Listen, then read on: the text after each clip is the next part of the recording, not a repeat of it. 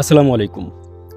মূর্খ যখন হঠাৎ বিত্তবান হয়ে যায় তখন সে সবার থেকে নিজেকে আলাদা মনে করে।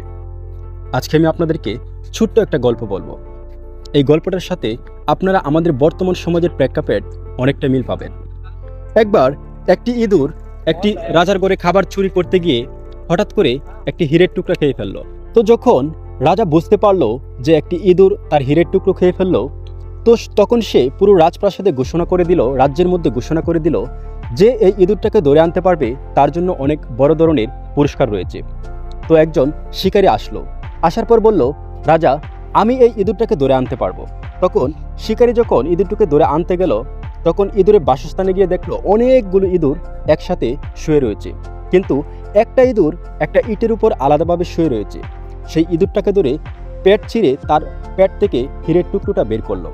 যখন রাজার কাছে এসে সেই হীরের টুকরোটা এনে সেই শিকারী দিল তখন রাজা ভীষণ অবাক। তিনি শিকারীকে বললেন, এটা কেমন করে সম্ভব? এত এত ইঁদুরের মাঝখানে তুমি এই ইঁদুরটাকে কিভাবে খুঁজে পেলে? তখন শিকারী হেসে বলল, এটা খুবই সহজ ব্যাপার। মূর্খ যখন হঠাৎ বিত্তবান হয়ে যায় তখন সে নিজেদেরকে অন্যদের থেকে আলাদা মনে করে। ঠিক এই ইঁদুরটাও তাই করেছে। প্রিয় দর্শক, এই ইঁদুরের মতো বর্তমান সমাজের প্রেক্ষাপটে আমাদের অনেকটা মিলে যায়। অনেক মানুষ যখন হঠাৎ করে সফলতা অর্জন করে ফেলে বা বড় কিছু অর্জন করে ফেলে তখন কিন্তু অন্য সব মানুষদের থেকে সে নিজেকে অনেক বেশি বড় মনে করে। তাই আমাদের উচিত, যদি আমরা জীবনে সফল হই বা বড় কিছু অর্জন করি, অহংকার না করে সবসময় মানুষদের সাথে ভালোভাবে চলাফেরা করা, তাদের সাথে সুন্দর আচরণ করা। যদি আপনি অহংকার করেন তাহলে ঠিক আপনি আবার সেই শূন্য জায়গায় শূন্য স্থানে ফিরে আসবেন।